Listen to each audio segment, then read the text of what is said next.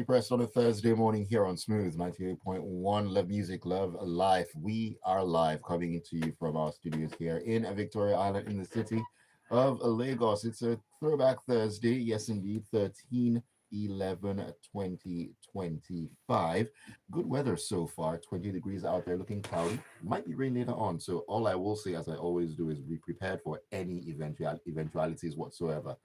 My name is Ayokunmi Kekeria. Great to have you join us once again on another morning to look at what's been going on in the news. You get to play a part in this. You get to have a front row seat to everything we do for the next half an hour. So join us on WhatsApp and join us on YouTube as well. And WhatsApp number to leave your messages on, it's 0911 999 0981 0911 As I love to say, please make your messages as concise as possible, easy to read. That just helps me to help myself. Thank you very much. Also, leave your comments on YouTube. Smooth 981 FM Lagos. Smooth 981 FM Lagos. All right. It's time to introduce my guests in the studio to give their analysis and context, breaking things down for us, just to make sense of what we have in front of us. Gbubemi and, of course, Mr. C are in the building. Gbubemi, good morning to you. Great to have you. Good morning, Ayo. Good morning, Mr. C. Good morning, listeners. All right, Mr. C, good morning to you. Good morning, Aya. Good morning, Gbubemi. Good morning, Lagos. All right. So, a couple of things that we are going to be diving into this morning, Mr. C. Let us begin with, let's say, an update to what went down. We spoke about yesterday, what happened the day before yesterday. That was a drama that happened in Abuja between Minister of the Federal Capital Territory, Nyesom Wike, and, of course, the military personnel out there in Abuja. Well, the story in The Guardian says that Minister of Defense, Mohammed Badr Abubakar, has said no officer or soldier on lawful duty would be punished as a result of the altercation that ensued between soldiers and the FCT minister, Mr. Nyesom Wike, in Abuja. That happened on Tuesday. Now, speaking on the occasion of the ministerial briefing to flag off the 2026 Armed Forces Remembrance Day celebration at the National Defense College, Badru said, and I quote, "We will always protect officers and our armed forces personnel on lawful duty. Any officer on lawful duty will be protected if he is doing his job lawfully and if he does it well." End of quote, Mr. C. Is it interesting that the minister here more or less hammered on any officer on lawful duty? I mean, should we take anything away from that bit of his statement? Okay, Aya, thank you. So, looking at the minister's statement, it is already crystal clear that they're not going to do anything. And he's making it clear even to Mr. Wike that in order not to antagonize members of the armed forces, right? As far as they're concerned, that's where they're going to park the issue.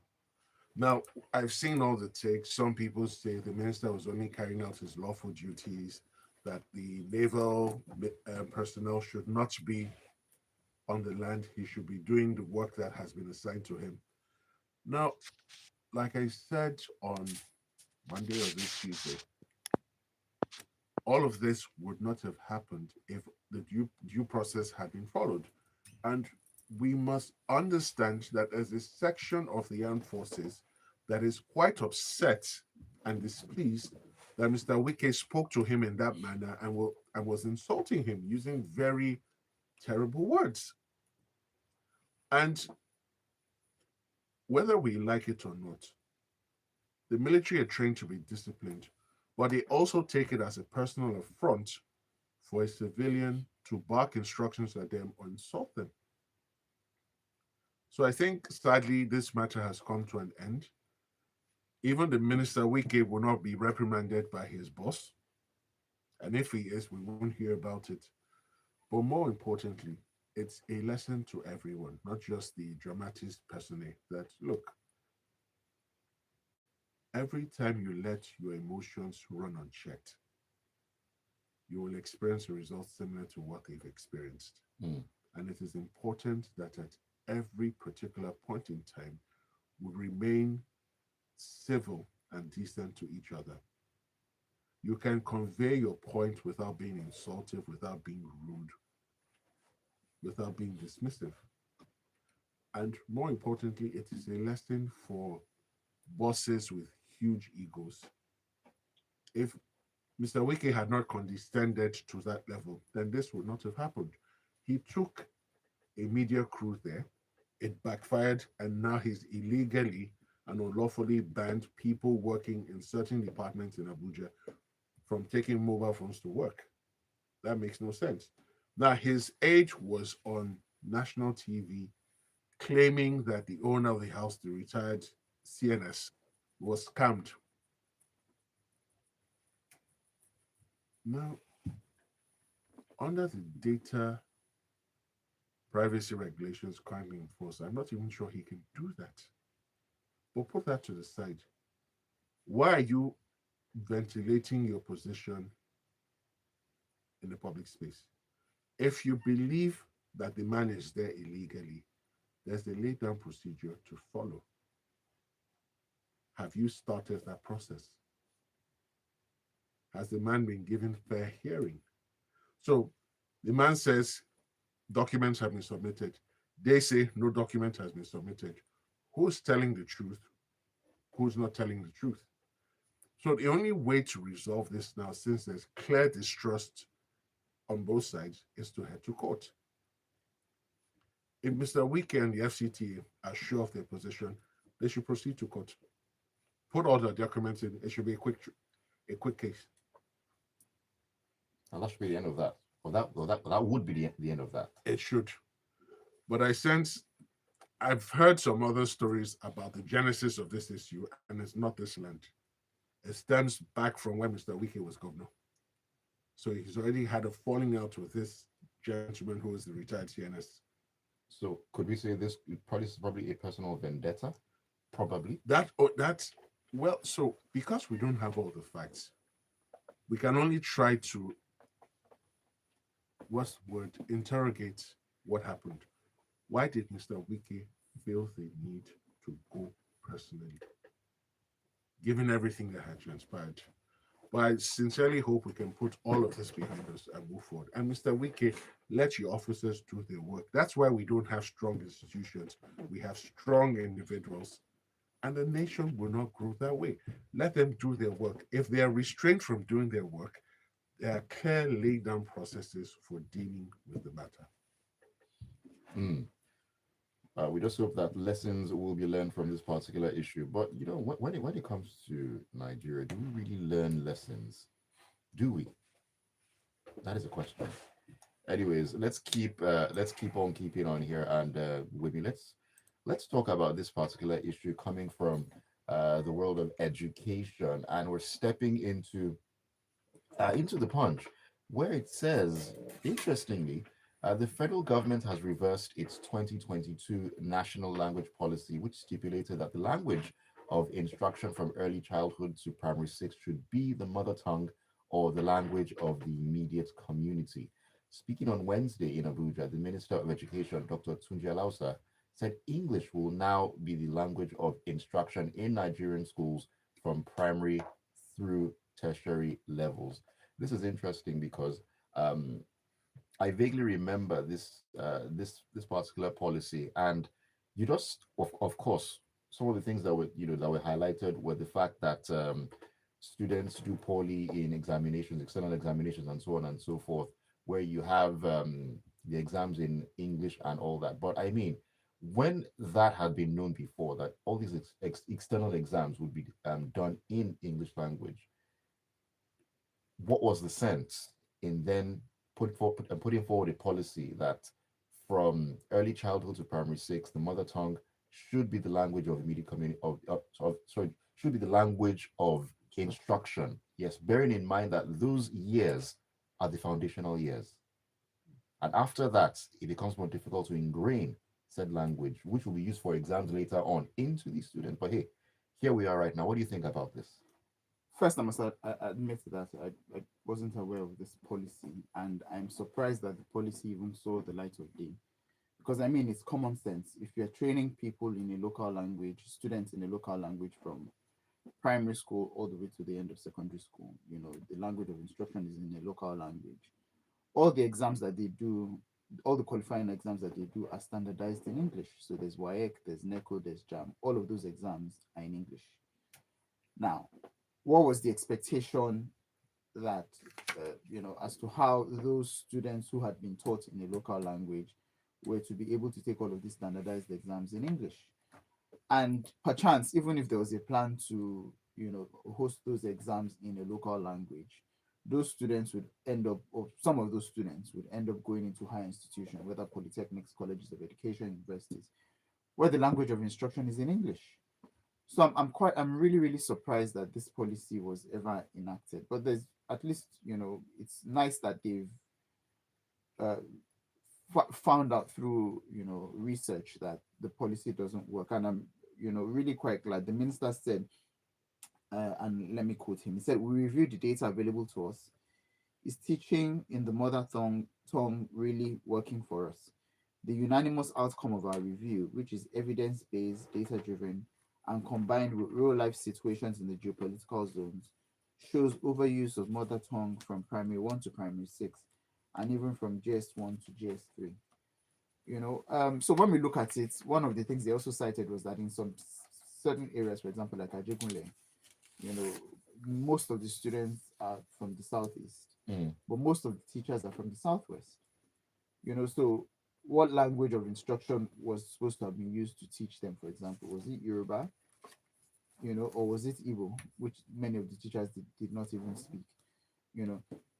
And then when we look at the fact that, English is our official language as a country, you wonder, how do you now think about, training students from their formative years in a local language without any emphasis on even training them in English, which is very, very important.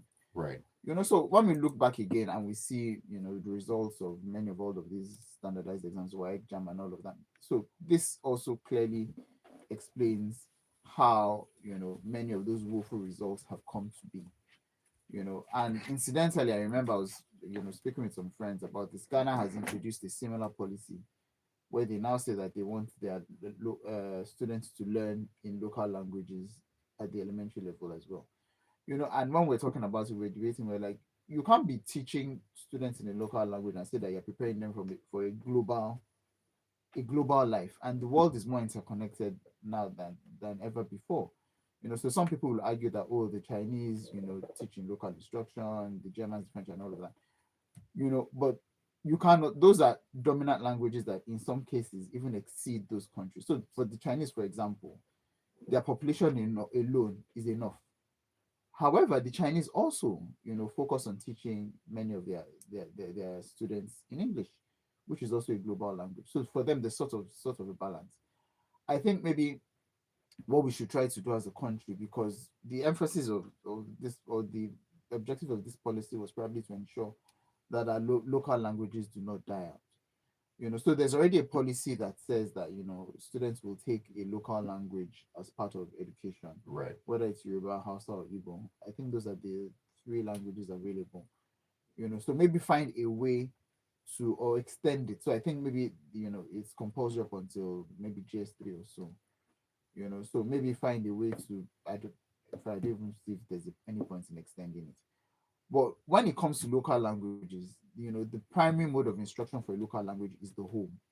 That is where the students are supposed to learn the local languages. Mm. So we should emphasize, that parents should focus a lot on also inculcating the local languages in the home in instructing the kids. Because when they go to school, they will learn English. That is You true. understand? So there's that sort of balance. You're at home, you're able to learn the local language, but you go to school and you learn English. Mm.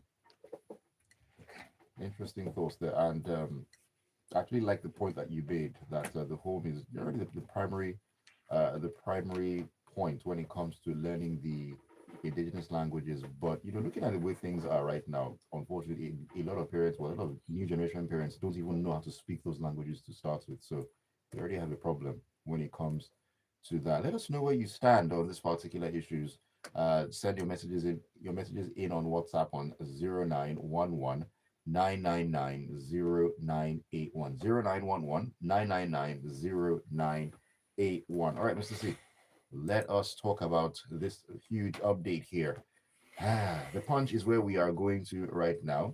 And the Lagos State government has announced that road rehabilitation works will commence on the Lekki Aja corridor from Saturday, November 15, 2025. That's in 2 days. Yeah. And will run through Wednesday, July 15, 2026. That's a period of about 8 months. Now, according to a statement signed by the Lagos State Commissioner for Transportation, Mr. Oluwaseun Oshiyemi, on Wednesday, the project aims to improve road quality and ease traffic flow along one of the state's busiest routes. Now, there have been calls for work to be done on this particular route for such a long time. Anyone who goes in this direction knows it is absolutely terrible to ply. But there's also the question of the timing of this, Mr. C. 8 month period. Let me let you get into this. Okay, thank you, Ayo. So, Lagos State government, why do you guys always wait for the worst possible time to start a project? That Lekki Ekpe Expressway has been falling apart for more than 2 years. Why can't we treat issues when they start, but wait until they become a huge problem? Then you start stressing everyone. Now, you've announced an 8 month plan starting from Saturday. Did you guys even consider the fact that Christmas is around the corner? And for residents of Lagos who spent at least 10 to 15 Christmas seasons here, it is a well known fact. Come December, traffic in Lagos is unbearable. And this is even when the roads are very good, everything's kosher. Now you're announcing a major road repair work ahead of Christmas. Are you determined to pour more hardship on Lagos residents? Because supporters will jump out now and say the work has to be done. First things first, we should never have gotten to this point. Now, even if the work has to be done, was December factored in? Now, let me break down the effects for people who really don't understand. The commissioner has assured that whilst they walk on one side of the road of the expressway, the other lane will be open, and he's guaranteed through fare for people going to Lekki and Aja. Fantastic. Now, a recent study says at least 127,000 vehicles ply that road, the expressway, on a daily basis. Older studies say 50,000 vehicles. For the purposes of this conversation, let's use the older study. So 50,000 vehicles use the expressway on a daily basis. And even when both sides of the expressway are open, there's confusion on that road at certain times of the day. Hmm. Now, and the confusion ranges from the poor state of the road to traffic lights not working to just pure indiscipline by the commercial bus drivers. Now you're going to close one lane. Now, what that will mean is that there will be increased journey times for people plying because that's why his promises. People who ply that road regularly know what they go through. Increased burdens on people because they will spend more time in traffic, more wear and tear on your vehicle. And then for those who don't have vehicles and have to use public transportation, increased costs because those who are familiar with the antics of Lagos bus drivers know Hmm. that once there's any traffic, buildup of traffic, they increase their fares. Now, let's go to logistics. Longer time periods will lead to delays when orders are made and will lead to increased cost of doing business for businesses along that sector. Now, let's talk about the mainland because it seems as if it's only the people on the island that will feel the brunt of this exercise. No, sir. People coming from the third mainland bridge, trying to avoid Lekki, will now start funneling themselves in through Ikoyi, hoping to use the link bridge. People coming from Ikorodu Road, trying to make their way to Echo Bridge, How far? So this is a movie that I don't want to watch. Well, it's a movie that's already In And in. production. and in all of this, right? Picture people who have medical emergencies, who need to be rushed to a hospital with all of this traffic. Yes, we note that LASMA for now until the end of the year is on 24-hour duty, but still, have we factored in everything? The coastal road we understand is unsafe, is still a bit unsafe, which makes absolutely no sense. What a part of it has been commissioned. Exactly. A significant part of it in relation to the Lagos axis, the Lekki axis rather. So we have been told that they can use the access roads inside. Now, some of these access roads are in very poor condition. I'll just raise you one, Kusela Road. Those who know Kusela Road know that on a rainy day, Kusela Road is like an ocean that can turn your SUV into an island, a floating island. So, Hmm. really and truly, did we consider everything? And my advice to the Lagos state officials is now is not the time to start. Maybe you want to commence this project in the new year when traffic would have come down a bit. But to start this just ahead of the Christmas season, I don't know. Hmm. Well, so as you said, it's a movie you don't want to watch, but it's a movie that's premiering on Saturday. So here we are right now. Let me take a comment or two. This is Gilbert Musa Infesta. Good morning to you, sir. He says, on the sudden reversal of policy on local languages being taught in primary school, no, not being taught, being used as the primary language of instruction. That is the distinction here. This could be traced back to June 1990 when the same policy was proposed by Professor Fafunwa. We should think through any policy before pushing for implementation, then scrapping the same policy after some years. This is from Oluwache, who says, as much as people like me, our Bele Sweet or style, that Wiki has been knocked down a peg or two. We can't fail to see that the military still largely see themselves as our betters and overlords, a legacy of the decades of military rule, something they aren't in reality. Neither are they even in their wildest dreams. I mean, Boko Haram, ISWAP, bandits, and others have been routing them for over a decade. Well, I think there are extenuating circumstances where that is concerned, but that's by the side. He then says, in a country where there are over 250 ethnic groups and languages, how did the policymakers believe that teaching in local languages was going to work?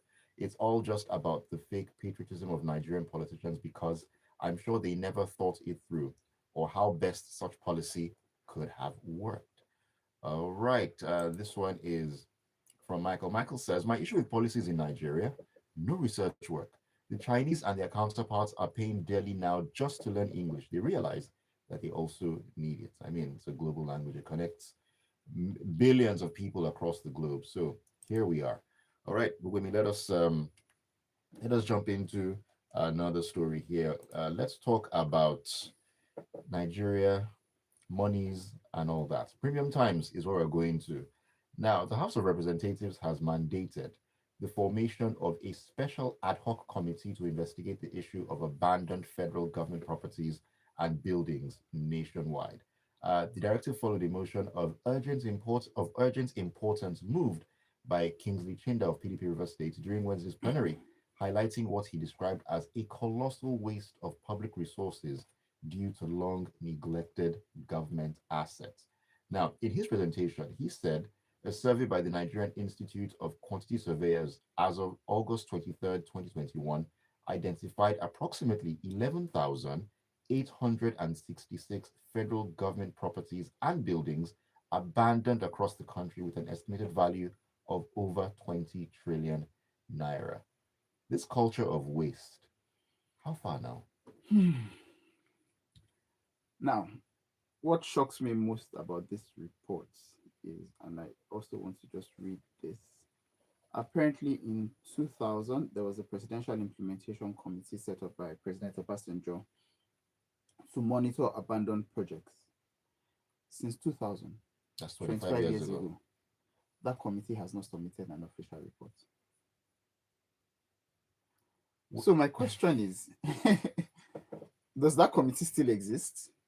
Who are the members of said committee? Exactly. Okay, so because the committee have a timeline. If the committee had a timeline, well, most likely they had a timeline. What was the timeline? What were the expectations of that committee? What were they supposed to, what results were they supposed to provide? Was it a ruling committee in the sense that it's a committee in perpetuity, which I doubt, because I mean, we would have heard about it by now.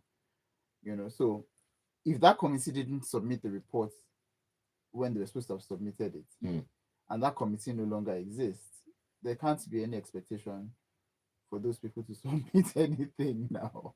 I mean, it's just laughable, really, because I mean, nobody held these people into account. Anyway, moving on.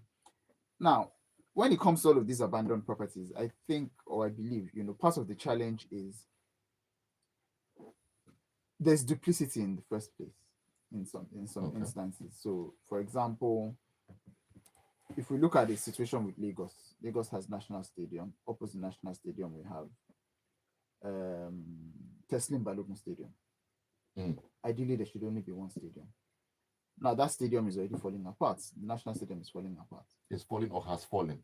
Well, your guess is as good as mine.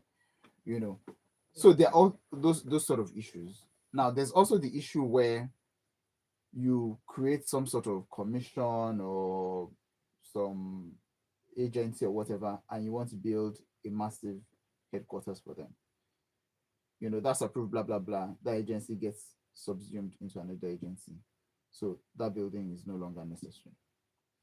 Now, when we look at the structure like the Federal Secretariat in Ikoyi, for example, I think it's still under litigation, to the best of my knowledge. I know Lagos State wanted to take over the property at some point, and there was some sort of issue with the lawyers. I can't quite remember what the issue was, or was it with the indigenous owners of the land or something? Anyway, that property is still in court, and that's a massive piece of land and structure that could have been deployed into something useful. So what I think is, at this point in time, the federal government is not going to complete majority of these properties. Is there a way where, with the state governments, the federal government can reach some sort of agreement? If the state governments need some of those properties and are able to convert them into something else, fine. Otherwise, sell them. Let's have money. It says over 20 trillion. 20 trillion can do a lot for this Nigerian economy at this point in time. You understand? And there's no point even in federal government committing resources into completing most of this period. Some of them have even been cited not to have even been touched since they were commissioned years ago.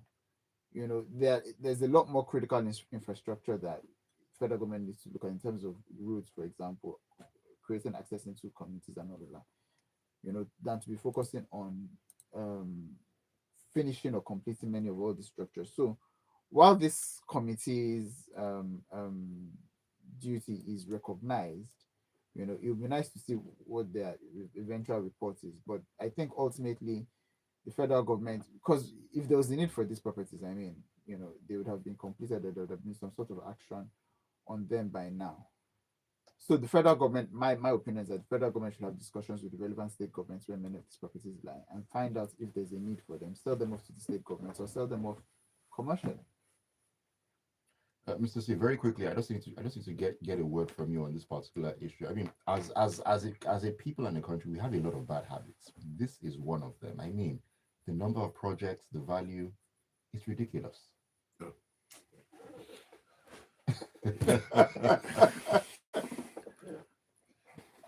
So you still have a lot of faith in these guys, and it's truly commendable. I wish I had the same. So they're preparing to sell some of these assets to themselves, because at the end of the 6-week period, you're not going to see the report. They won't make it public. They'll just say they've advised that certain projects, certain properties cannot be rehabilitated, and they'll sell them in whatever stage to whoever is interested in buying. And then the more important thing is whatever revenue is generated from this exercise, you will not be able to trace it. They'll just tell you it's gone into the federation account. They give him more money to the state governors because that seems to be the standard operating line now. Hmm. So, but more importantly, you're addressing a symptom. You are not addressing the cause. What is the cause? The level of impunity. People were responsible, people are responsible for these properties. Has anyone been called to account? Has anyone been prosecuted for criminal negligence? Nigerian Airways that had a lot of planes, where are those planes? Nigerian National Shipping Line that had ships in the 80s, where are those ships? So we're treating symptoms, putting on a band-aid. Well done. Good luck. We'll be back in another 5 or 10 years discussing this same type of story all over again. Let me take your message, Mr. As Mr. C said, he's commending the fact that I still have some faith. I mean, that kills you, but hey, we hold on to it all the same. Michael says, please, I want to talk about a different type of waste. The whole of Mafoluku is stinking and full of trash. Months worth. Oh, wow. An epidemic is waiting to happen. You mentioned it some time ago, a few days ago, actually, but nothing has been done. Help us get in touch with this government. No, don't worry, they're listening. They're Mhm. listening to the program. They've heard. It's just all sorts of ridiculous. Sarah from Surulere says, this is the worst time to be fixing roads. I was stuck in traffic heading home from the island to the mainland from 9 p.m. I didn't get home until about 10:50 p.m. Traffic was crawling from Atimomo Bridge to Costain because they are fixing the roads there as well. Just horrible timing. There we are. This is Victor who says this language of instruction policy is aimed at the north where teaching in Hausa is prevalent. Well, well. He also says joining the military is by choice. Some choose to be journalists, some doctors, some lawyers, and so on. We respect the uniform. Fine, especially when the citizens can see clearly that they are actively engaging internal and external threats and not just wanting respect from said uniform. Okay. Tony Marine says, I think it's time to shift focus away from Wiki's mistake and face the issue as it is, especially now that retired military generals are now throwing their weight into it. There's no doubt that Wiki is very likely fighting a just cause, but the young disciplined officer outsmarted him by capitalizing on Wiki's known weakness to shift the focus of Nigerians from the real issue. Wiki took this national matter too personal, in my opinion, but Nigerians should forgive him once again, and let's look at the matter squarely and deal with it as it is. Wiki may be reckless sometimes, but I love him for one thing. They look face. Well, as we get more details on the core of that particular issue, of course, we're bringing that to the fore because we are also interested in how this all plays out. This is Tonya in Lagos Metropolis who says, good morning, everyone. Good morning to you. 8-month work plan on Lekki Eja Expressway. Dirty December just turned dastardly. Lagos and Nigeria is just unreal. And then he says he sent in a non-exhaustive list of just 10 Senate ordered probes over the last few years. I can't even read all of them, but just a few payments of 9.3 trillion naira subsidy and under recovery, alleged IPPIS fraud in universities, alleged abuse of firearms by customs officers, and so on and so forth. Like I said, I can't read all the 10 because of time, but hey, we love committees and probes in this Nigeria. JP says road repairs in November and the state is chasing dirty December revenues. Incredible. I mean, they were talking about constituting a dirty December task force. So No, that was federal level. But then again, I mean, Nigeria is an they don't ongoing work skit. together. No, And Nigeria is a Central are skit. supposed to be No, it's a skit. So different comedy from all angles. Fabian Inekwe says, good morning, sirs. We all know the saying that it's insanity to do the same thing again and again and expect a different result. Road maintenance ought to be a continuous process rather than waiting till a major part of the road is worn down in order to award a big contract. The Lagos-Ibadan-Shagamu Expressway is also undergoing repairs. Can't our governments be more sensitive to the plight of their citizens when making decisions? Your guess is as good as mine. Ajay Olodunwa says, good morning, Mr. C and Gbubemi. It's surprising that the Minister of Defense is saying that the soldier is on legal duty guarding a disputed plot of land, thereby backing him in the confrontation with Mr. Wiki. Well, he didn't say outrightly that he was on legal duty, but I mean, you can construe it that way, Sha. He then says this is nothing but a dysfunction of our governance system, and in other climes, Mr. Wiki would have resigned for his inability to perform his duties without interference, even from the military. All right, let me go to YouTube. A couple of comments here. This is an interesting name, my dumpster for all. Interesting name. Says, I find this road project interesting. Work commenced around the Yaba and Abuloja area at least a year ago and has not been completed. See you.